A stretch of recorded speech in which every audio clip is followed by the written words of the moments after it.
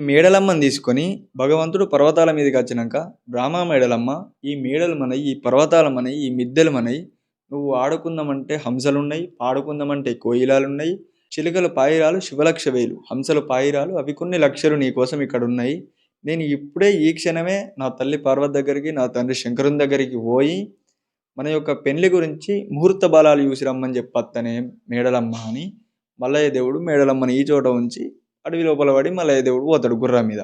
మల్లయ్య దేవుడు గుర్రం మీద పోంగా ఈ బ్రాహ్మ మెడలమ్మ కలికి సోనాల బాయి పెట్టుకొని తడిబెడి తానాలు చేసి నూనెగాయ బొబ్బర్లు 101 సొమ్ములు, పెసరగాయ బొబ్బర్లు పేనిండ సొమ్ములు, కందికాయ బొబ్బర్లు కాళ్ళయి కడాలు కళ్ళకు కాటుక పెట్టుకొని ఒళ్ళ అరదాకా ఓరంచు చీరలు ఒళ్ళారినాక పేటంచు చీరలు కట్టుకొని అద్దం ముంగట నిలబడుతుంది.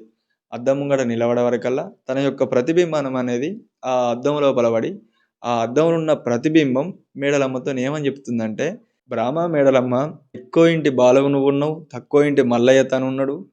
నువ్వేమో గింత అందమైన బాలవున్నావు, తనేమో అంత పిసపిసున్నాడు. ఒంటి స్తంభం మాలి మీద 7 దాయిలల్లా ఉగ్గువయ్య ఒక దాయి, ఊకుంచ ఒక దాయి, పాలు దాగి పెరిగి ఉన్న బాలగంగు మేడలమ్మవు. నీకంట సిరి ఈ భూమి మీద పుట్టనే పుట్టలేదు, పుట్టిన గాని పూర్వించలేదు" అని చెప్పిన తర్వాత ఈ మేడలమ్మ కూడా అవునవును నిజమే, నేను గింత అందమైన బాలని నేనున్నా.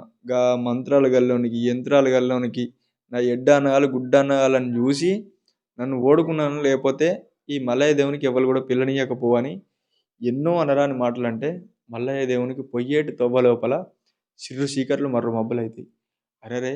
ఇదెక్కడి కళాంపన అని అరచేతి లోపల అంజనాలు వేసుకొని చూస్తే ఈ బ్రాహ్మ మేడలమ్మ అనే మాటలన్నీ భగవంతునికి తెలుస్తున్నాయి.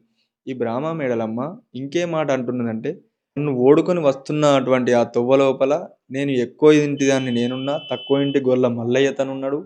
నా కాలో ఏలో తగిలిన ముహూర్తాన కుడికాలు కుట్టాది కుట్టాలి, ఎడమకాలు మండి కుట్టాలి, ఈపుల రాచపుండు, ముక్కుల గండమాల, మద మీద మాదపుండు పుట్టి 7 గంపల ఈగలు ఎగవారాలి, 3 గంపల ఈగలు ముసిరి పాలాలి, అమాసకు అయిపోవాలి, పున్నానికి బుడ్డు పట్టేటట్టు మల్లయ్య కావాలని శాపన పెడుతుంది.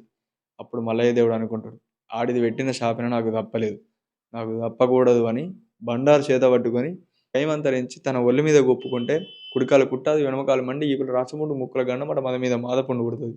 అమాసకు అయిపోయేటట్టుంటాడు, పున్నానికి బొడ్డు పట్టేటట్టుంటాడు.